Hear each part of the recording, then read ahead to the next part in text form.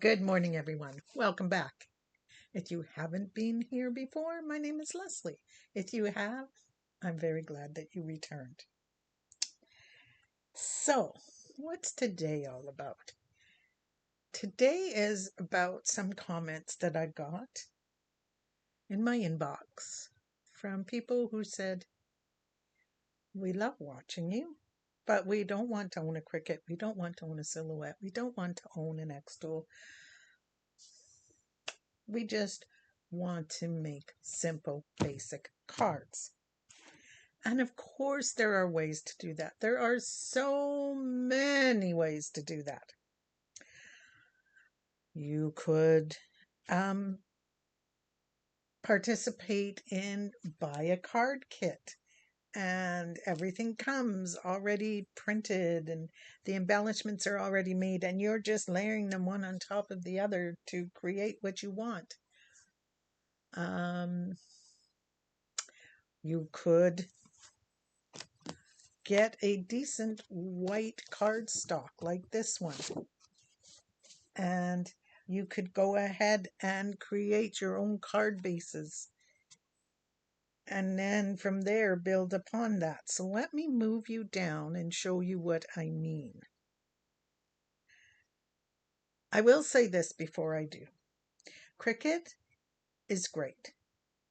It is great. Well, any electronic cutter, Cricut, Silhouette, Romeo, Juliet, any of those that the internet is flooded with are great if you want to be able to take a character and resize it and make it a little bit different, adjust it, make it your own.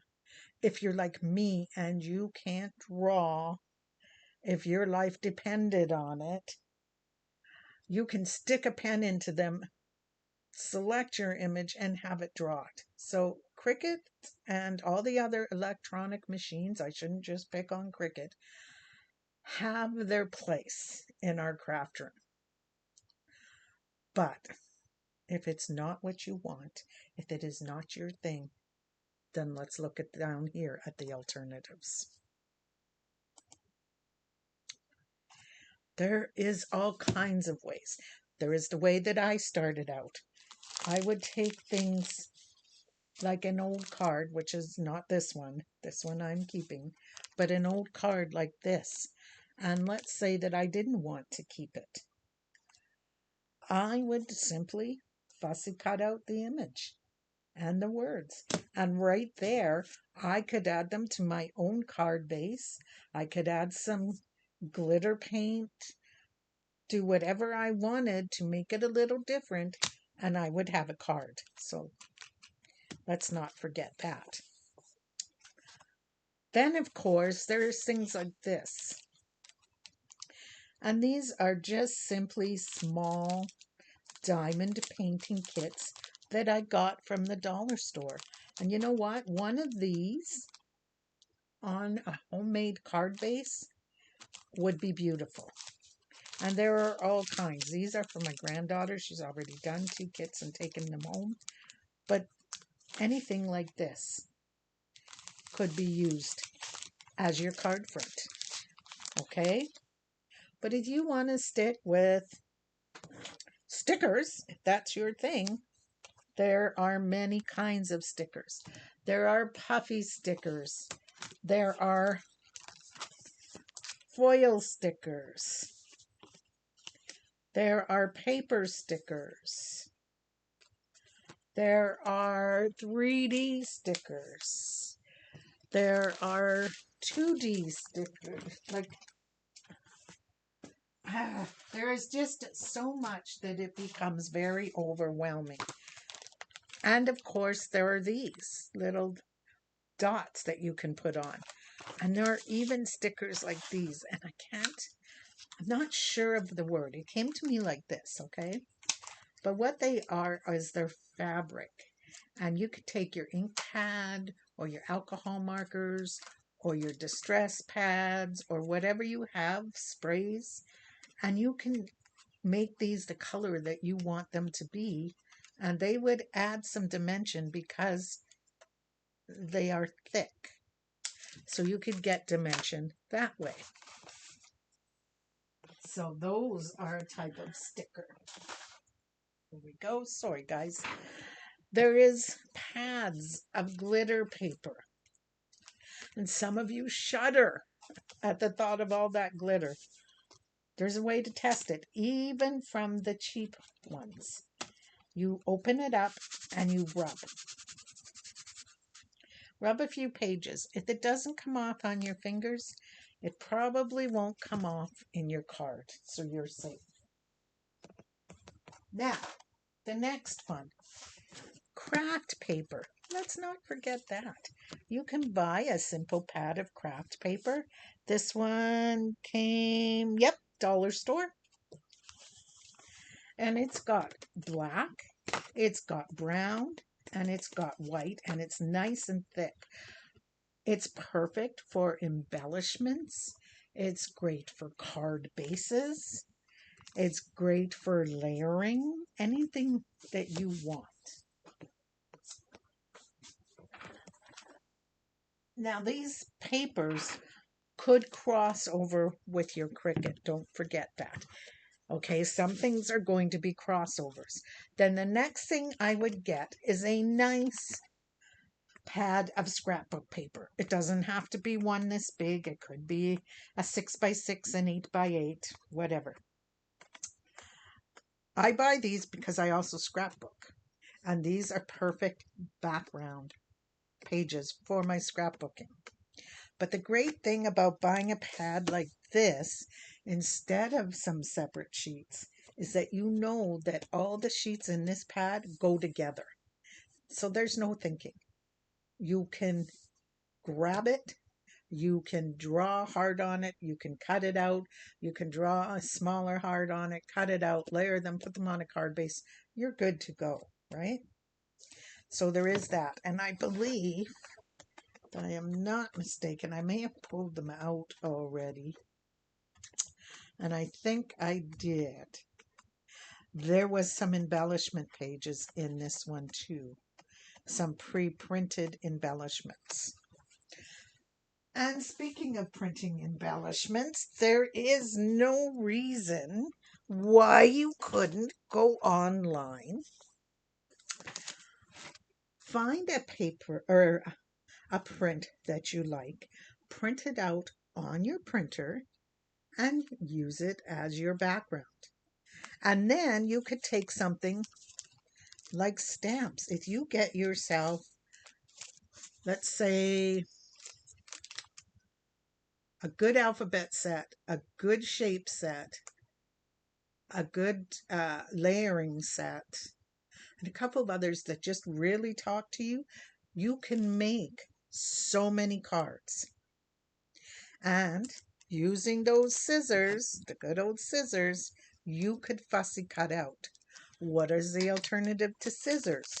You could buy stamps that have matching dies. Here you're getting into die cutting again, but what you are die cutting is not with a Cricut. It is with something like this hand crank die cutter. It opens up, your dies go through on platforms. After you make a sandwich, I will do a video on some of these different methods, don't worry. And you've die cut out your pieces. Now,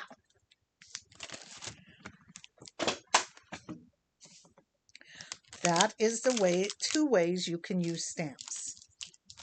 You can use them like this and cut them out with scissors, or you could buy the matching dies, okay?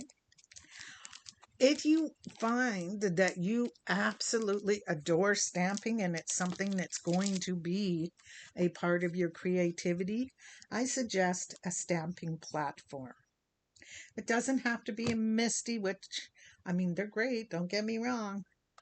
But this one was like $10 from Walmart, does the same thing. The only thing I did is I added a sticky pad. It did not come like this. What's underneath this is the foam that makes it soft to make a better stamp.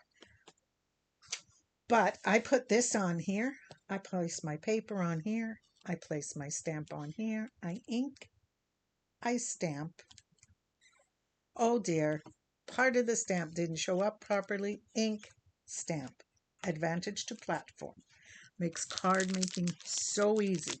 You could do 3 stamps at once. Put a paper here, here, and here. Place your stamps here, here, and here, and go for it, right? The other thing about dies is that there are so many available. There are dies like this that make characters and pop-ups and all kinds of things. There are dies like this big one here. What is it used for? It is used to make a card, a pop-up card.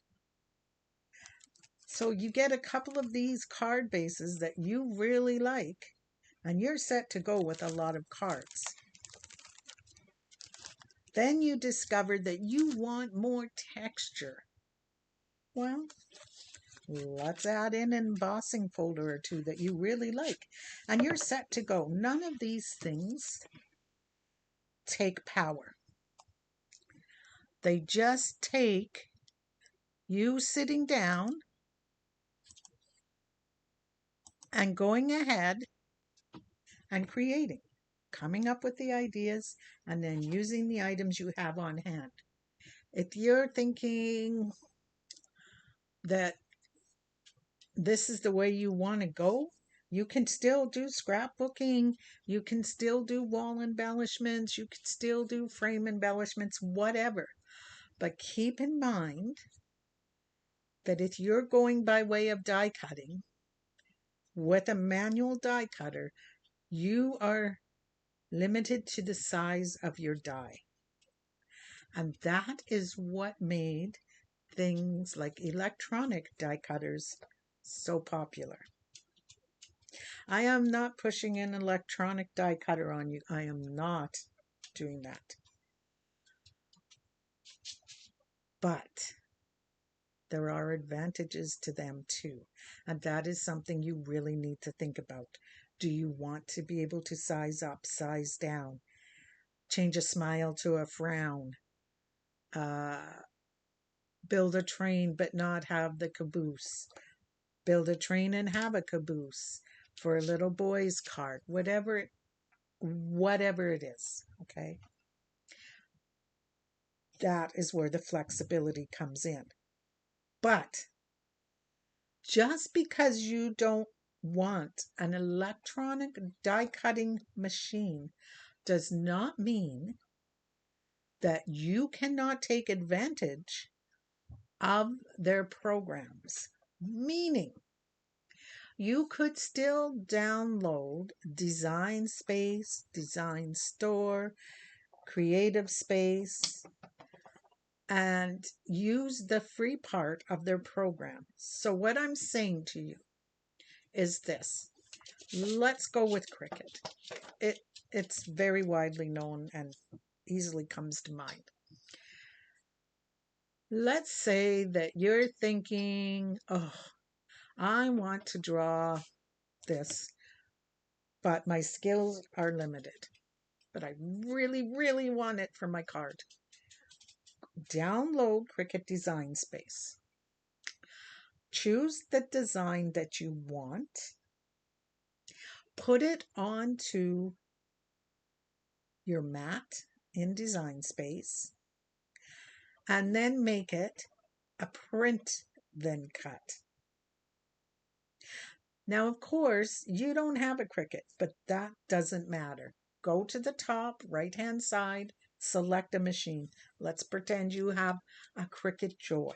It's the little tiny one. Put your pick Cricut Joy, and then make sure everything is sized the way that you want it, and that the outline is the color that you want. I generally do mine when I'm using this little trick in black.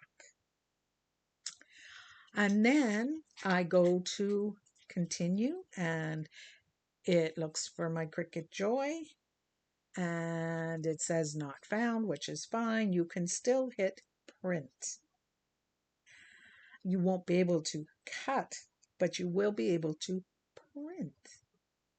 And so you print out your design, you fussy cut it, and you color it in. And you have cheated the system. There are many cheats like that. Let's say you've bought 2 scrapbook pads, and that is all that you want to buy, but you want your card to have different scrapbooking paper or different background paper. Go online and print out your own background paper. There are many, many alternatives. Now, some of you have said, Leslie, you have dies that you use manually, you have an electronic cutter, and you have scissors. I started out with scissors and I loved fussy cutting. And then along came a sale at a scrapbooking convention. And a woman had a die cutting machine on sale, a manual one with all the dies. And my husband treated me to that, and I fell in love. I love how simple it is, how easy it is that everything is already sized to go together, and I can just stamp, die cut, done. Color if I want to, whatever. And I was done, and it was simple, basic, straightforward. And then another scrapbooking weekend, and somebody bought in a Cricut. And I thought, what the heck? They are so lazy. They have to buy cartridges and plug in this machine and yada yada when they could just do it by hand. And then I went home. And about a week later, there was an ad. Those infomercials that used to come on. And there was the Cricut. And oh my goodness, the things it could do. Well, my husband saw the infomercial and he bought me my first Cricut. And I haven't looked back. I have become addicted to die cutting and creating my own things, all different kinds of ways. I have no limits or restrictions except for what's up here. And that's great because now fussy cutting for me with arthritis in my hands is very hard. Drawing has always been my worst thing. And for I think the first 6 months or so, 7 months after so I got the original Cricut, which used cartridges. That was it, just cartridges. You sized it on the screen, you cut it out. Then I got the Cricut Expression, which used cartridges and pens, I want to say. And away I went. Once I realized I could put a pen in where the blade went, wow, I was drawing everything. I was drawing everything. Like I said, couldn't draw a straight line if my life depended on it. So, all that to say, there are advantages and disadvantages. It depends what you want to do. Honestly, how you want to do it, where your talents lie. Do you want to be like me sitting in front of a computer? Do you want to be somebody who can take the little hand crank machine, because you can get smaller ones, and go upstairs in front of the TV and crank out 20 items and glue them together and color them in while watching a movie? Do you want to be someone who takes old cards and recycles them into new cards? Do you want to be someone who uses bits and pieces from old cards and these dies to create scrapbook pages? It's whatever you feel you can do, where your interests and your talents lay.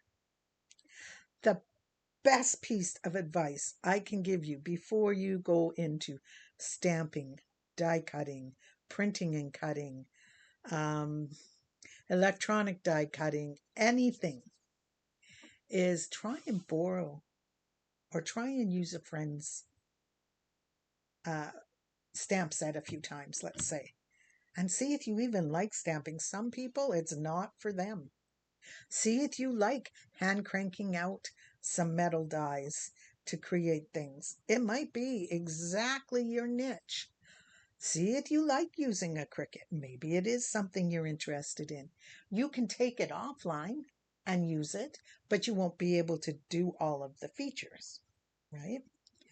So, really, what it boils down to is, are you going